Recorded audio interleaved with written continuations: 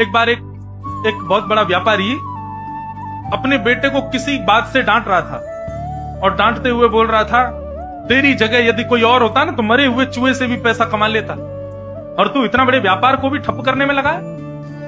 एक छोटा सा बालक वहां से जा रहा था, उसने जैसे सुना हमारे नगर का इतना बड़ा व्यापारी अपने बेटे से कह रहा है कि भाई मरे हुए चूहे से भी धन कमा लेता अगर कोई और होता तो, इसका मतलब इसकी बात में सत्यता तो होगी। और उस बालक ने क्या किया पता है, वहीं मरा हुआ चूहा पड़ा था, उसको पूंछ से उठा लिया और चल दिया। ये भी नहीं पूछा कि कैसे कमाना है, कहां जाना है, क्या करना। बोले नहीं ये गुरुजी हैं, बहुत बड़े व्यापारी हैं, ये यदि कह रहे हैं कि मरे हुए चूहे से धन मिलेगा तो मिल ही जाएगा, कैसे मिलेगा, कहां मिलेगा, कब मिलेगा, ये पूछना ही नहीं है, चल दो। इतना विश्वास गुरु के प्रति। बालक चूहा लेकर के जाने लगा, बस उसको भरोसा था कि इससे धन मिल ही जाएगा, कहां कैसे कब तब मिलेगा, ये इसमें ज्यादा दिमाग लगाना नहीं है।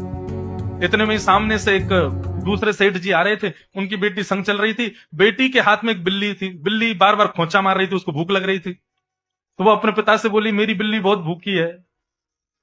इतने में सामने से एक चूहा पकड़ के लारा मरा हुआ, तो सेठ जी ने उसको रोका, ये भैया ये मरा हुआ चूहा है। बोले हाँ। बोले लो 10 रुपया रखो, ये हमको दे दो, इसका क्या करोगे तुम।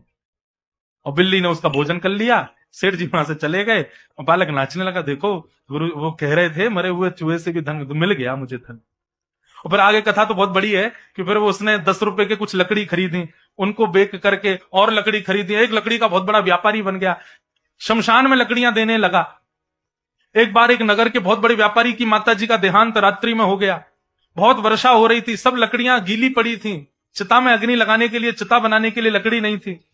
सब जगह ढूंढते ढूंढते लोग उसके पास, व्यापारी उसके पास पहुंचा और कहा मैं तुमको मुंह मांगे पैसे दूंगा, लेकिन ये लकड़ी हमको दो, हमको अपनी मां का संस्कार करना है। सूखी लकड़ी उसके यहां से मिली, खूब सारा धन उस व्यापारी ने दिया और उस व्यापारी के धन से उसने और बड़ा व्यापार बना लिया। और एक समय आया कि वह बालक एक उस नगर का बहुत बड़ा व्यापारी बन गया। और जब वो बहुत बड़ा व्यापारी बना तो उसने सोचा अपने गुरु जी को गुरु दक्षिणा तो दे आए हम, तब उसने सोने का चूहा बनाया और उन व्यापारी के पास गया, वयोवृद्ध हो गए थे बेचारे, और चरणों में रख करके बोला गुरुदेव ये आपकी गुरु दक्षिणा। बोले मैं तुम्हारा गुरु कैसे। बोले जब मैं छोटा सा था तो एक बार आप अपने पुत्र को डांटते हुए कह रहे थे मरे हुए चूहे से भी धन कमा, वो मेरी पहली कमाई आपकी उसी बात से हुई, आज मैं इतना बड़ा व्यक्ति बन गया केवल आपकी बात पर विश्वास करके, इसलिए मैं आपको प्रणाम कर, और ये मेरी दक्षिणा स्वीकार करो, सोने का चूहा।